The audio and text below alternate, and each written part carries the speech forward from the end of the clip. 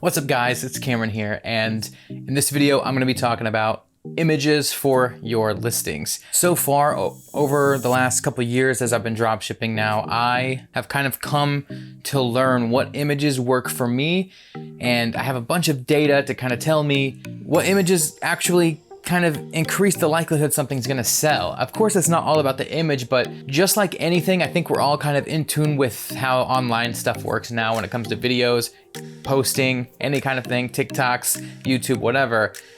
That cover image, that title image really impacts whether or not somebody clicks on anything, because we're very visual people. You know, it's why we know if food looks disgusting or people are attractive. Or if something's interesting or a headline on a magazine or something.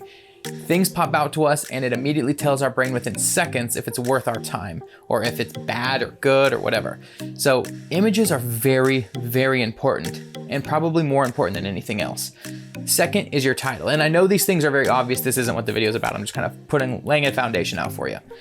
And because I've kind of been a little bored lately because, I've got my automated shops from that link that I always have in the description. Of course, I'm going to shout that out right now if you're interested. They run Facebook stores and shops for you, and even an Amazon store if you want. I've got a few of those going, so I've been making passive income on those because those shops are doing great, but the shops I manage myself aren't doing so great, so I'm curious.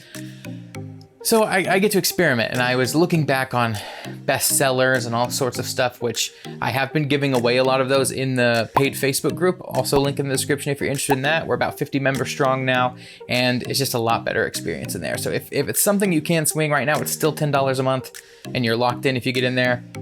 I think it's worth it. A lot of people in the group are saying it's worth it, and it's just so much better.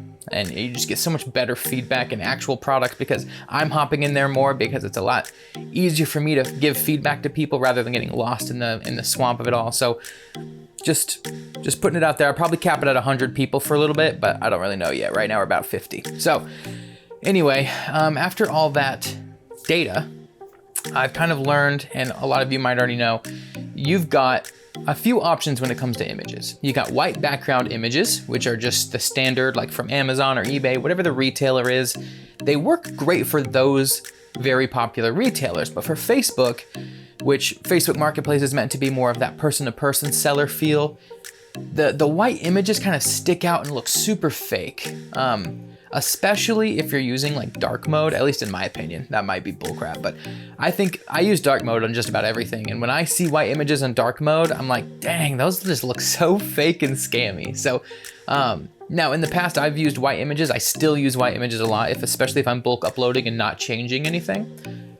But if you want to put in a little bit of effort, there's three other things you can do. I'm sure there's more than three other things, but there's three things that I've tried to do.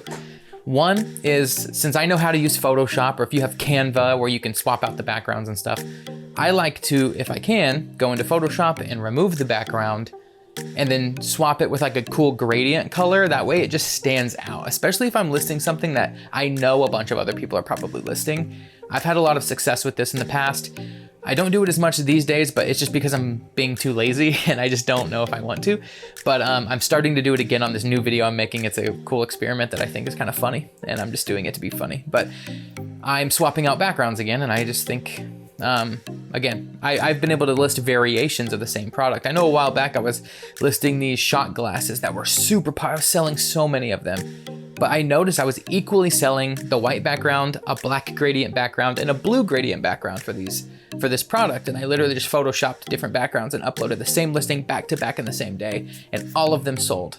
And they would also sell at different times. So that told me like, okay, maybe I'm getting a person who prefers this kind of instant visual and a person who prefers this kind of instant visual. So that's one. You can just swap out for kind of other just color swapping backgrounds. Basically still a stock image, visually different. Next is you have the review image. Something we've talked about a lot, something you hear a lot from other people who are in this space, and something you've done a lot yourself, I'm assuming. So you scroll down to the reviews and you find if there's any cool images. And I know FB and Fox, which there is a link in the description for that too if you're not already signed up for that. When you go and try to auto list over, there is a little button that immediately pops up with all the review images that it can find, and you can select which one of those you want to upload. It's super convenient if you're a review image person, and it's very helpful, and a lot of people have success with that, including myself. So, review images, definitely an option. And a preferred one, because they are in that realm of lifestyle images. And what all that means is it's like an actual real life version of the product rather than a staged, stock image. So I feel like on Marketplace, the review images work really well depending on what you're selling. You don't want to use a review image for something that should be brand new 100% of the time. Of course, everything you sell should be brand new. You don't want to be selling used stuff, but like, I don't know. Let's say you wanted to sell something like a heating pad. You don't really want to sell a heating pad with like even though it might be medical and get flagged anyway, but you don't really want to sell a review image of that because it's going to look like it's like on somebody's gross couch or something. Like it's going to look used. So you kind of want what I consider the next best option, whatever, which is lifestyle images, but like professional photography lifestyle images.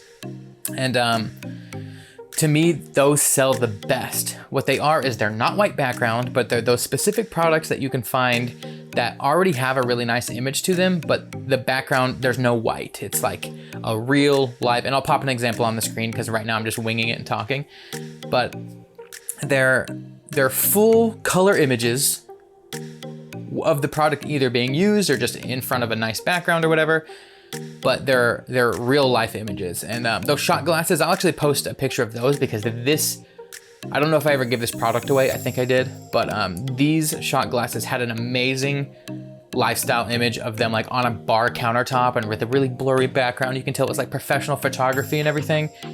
That's a perfect example that I can think of right away, but pretty much all of my best-selling products, most of the time, they're something that coincidentally has a professional lifestyle image rather than a white background or a review image. So that's what I would recommend. And the thing that's the thing that I like that I didn't realize is that these are kind of hard to find.